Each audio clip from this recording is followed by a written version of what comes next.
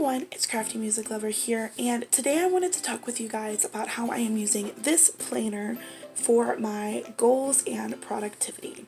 This specific planner is called the Good Habits Planner.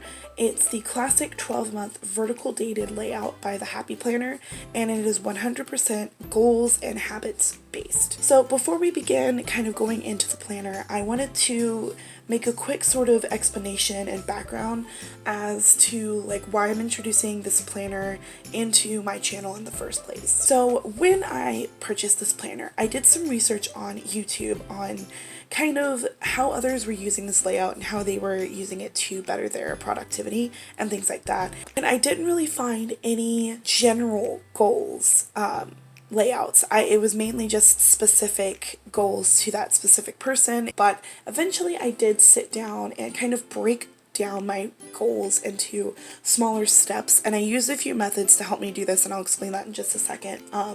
But I tried to make it as simple as possible, so that's why I really wanted to share kind of my layout of this planner on YouTube and on my channel, because I wanted to help others who may have kind of been feeling overwhelmed by how many goals they wanted to set for 2021. So like I said before, I use a couple methods to help me break down my goals into realistic and attainable goals. And I used two methods to do this that I stumbled across while researching the Good Habits Planner layout. One of my main goals in 2021 is to be financially stable, which for me means to budget my money better and to build up my savings.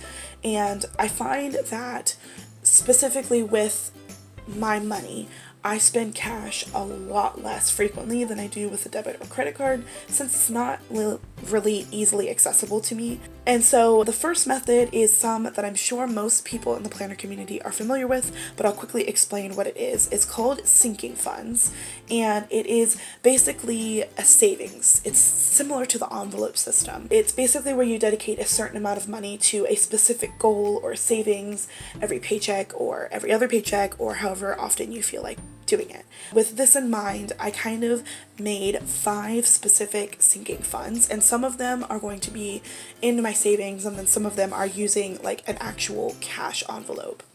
So I have car, gift fund, a savings, various vacations, and then a specific vacation fund. And I chose those 5 because they're specifically related to both my financial goals and kind of my goals in general. And I got this specific idea from the Budget Mom here on YouTube, and I will link her video in her channel down in the description box below so you guys can see it if you haven't already saw it. The second method I used to kind of help me break down my goals mainly was with Oh Really Alana here on YouTube. Again, I'll link her channel and the video I watched down below in the description box for you guys to check it out. And she started some hashtag called Just One January, and it's basically where you break down your end goals or your goals into baby steps by doing just one thing at a time. I do have a Just One January dashboard that I will show you guys in just a little bit, so you guys can understand it a little bit better. Like I said, for my goals, I really wanted to make them realistic, which is why I love this method. The breakdown of it is very attainable, very realistic, and very easy to follow. So now that I've done a little bit of explaining on kind of how I'm going to be using these methods to better myself and make it a little bit easier for me to not get overwhelmed, we are just going to hop right into how I'm using those methods in this Good Habits layout and how I'm using them for my specific goals and habits. So ordinarily, when you turn the page here, this is the beginning of the journal, or the planner, and when you turn the page, normally the first thing that you see is going to be your 2021. Usually this is right behind it, it's right on the back, but I very carefully peeled that off of the back and kind of made myself a separation because I wanted to use this page maybe to explain how I'm going to be using this planner and why it's so important for me to keep up with it and to kind of just make sure my goals are still intact throughout the year. We're going to start with my goals sheet. So here you can see I broke down my goals into 4 sections, which are mind, body, soul, and finances. And these are my main goals. And as you can tell, these are not only generic, but they're also not limited or restricted. There is no set number or amount I have to reach because, as I said before, I know that if I don't reach a specific set amount, or if I don't reach that attainable goal, I will chastise and discourage myself, and I make myself feel guilty about not reaching the goals. So I figured this way, as long as I make progress and I can see the progress throughout the year, it's worth it for me in the end, and it's okay for me. I don't want to overwhelm myself with my goals, like I said. And then on the back of the page here, I stamped out the months of the year, and I'm going to use this page to kind of help me reflect on the month and help me see what worked and what didn't. There is a specific area for that in the dashboard of each month, and I'll show you that in just a second, but I wanted to make sure that I could have a specific section here for my word of the month, which again I will show you in just a second, so that I can kind of see how I'm doing. So here is the 2021 and 2022 dashboard. As you can see here, there are little white boxes underneath the month, and I guess it's for you to maybe like write out the month's goal or maybe a small word or phrase. But for me, instead of choosing a word for the entire year, I'm going to do a word of the month. And this month is the word determination. And by doing this, I can choose one word to kind of drive my focus on the rest of my goals, okay? Because that way it's easier for me to say, okay, my word of the month is this, and I need to make sure that by doing this specific word, I am keeping up with my goals and I'm being realistic about my goals. So like I said in my goals dashboard here, that's where I'm going to be kind of reflecting on my word of the month and saying, okay, was I determined? Did I really stick with my goals? Is this word of the month good for me to continue using, or should I change my word? That's what that's for. This is the dashboard that you see every single month, and I will show you what it looks like kind of without all the decoration on it. So this is kind of what it looks like without all the decoration on it. It's basically just a list of goals, action steps, and reflection. So in the month of January, this is what I decided to kind of decorate mine as. Here you can see that you list a specific goal, and then you list ways that you're going to attain that goal, and then on the bottom you reflect on how you did.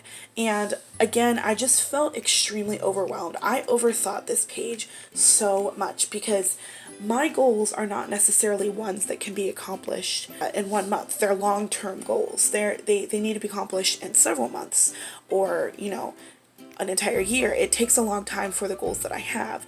And like I said, I was overthinking it. I was very overwhelmed. Basically, what I decided to do is, because it's a brand new month, I'm not carrying anything over for the next month.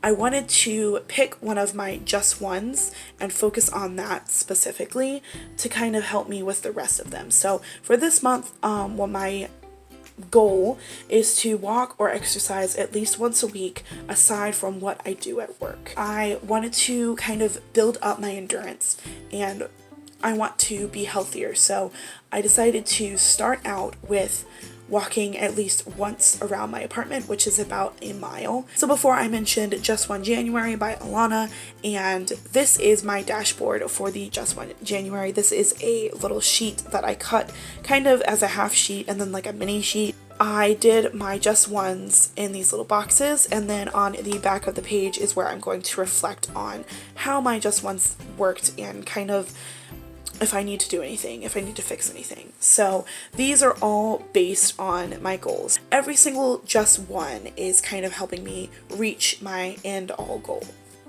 And I'm pretty sure I'm going to do this throughout the rest of the months in the year.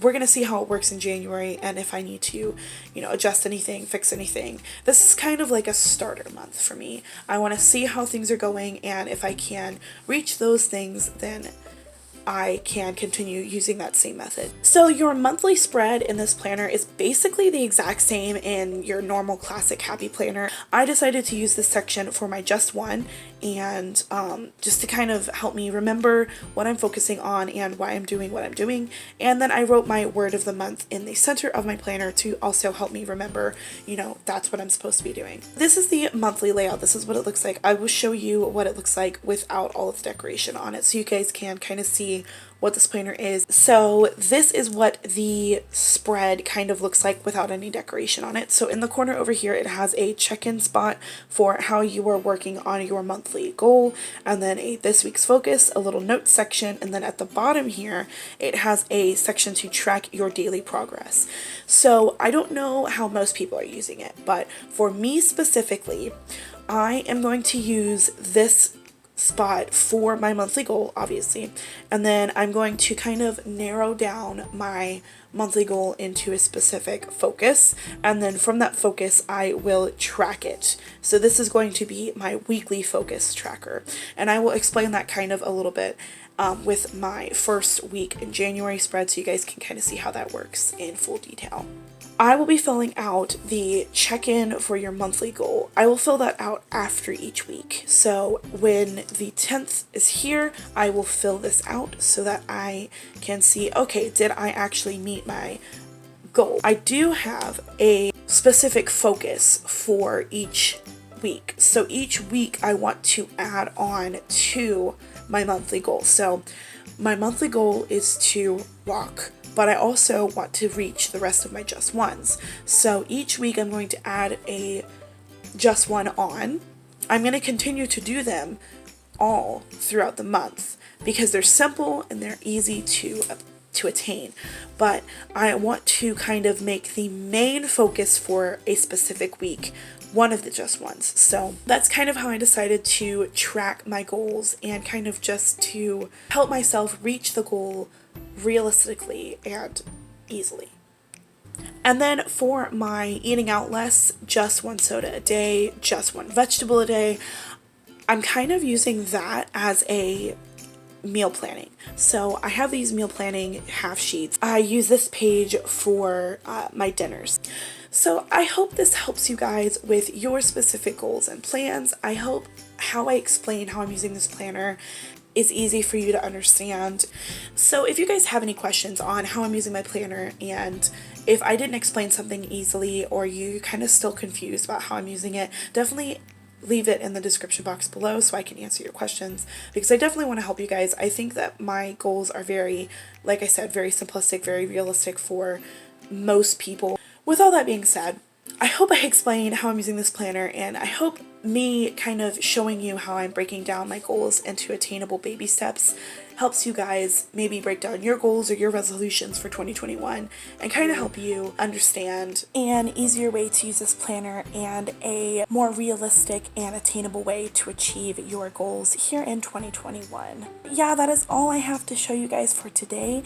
Thank you guys so much for watching. Thank you for being interested in this video, and if you guys like this, definitely give it a thumbs up so I know to make more content just like this for more planner videos and things like that. So thank you guys once again, and I will see you in my next video. Bye.